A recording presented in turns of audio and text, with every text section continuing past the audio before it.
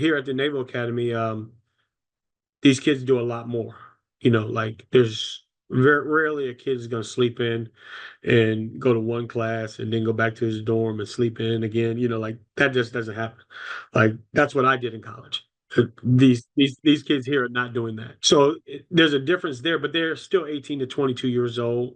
They still going to screw it up sometimes. They still want to go out and have a nightlife.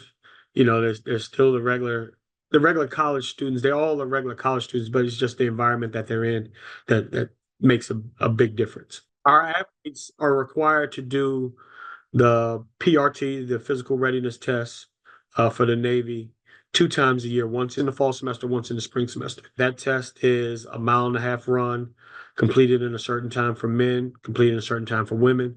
I believe it's 3 minutes of push-ups on cadence, and then there's a certain amount of time you have to plank.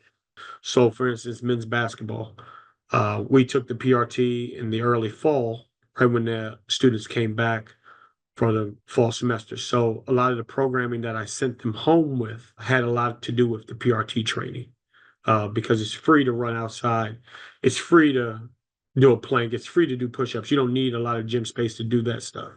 And for me, we are far enough away from where we really got to start to train hard for basketball that makes sense. So it's more my general prep phase where they're doing that PRT prep, so that when they get back here, they can take the test, pass the test, and then we're training for basketball from here on out. The athletes are being pulled in so many different directions: um, academics, military requirements, sport, strength and conditioning, and just trying to be a regular midshipman, regular 18 to 22, 23-year-old male or female. It's a lot going on.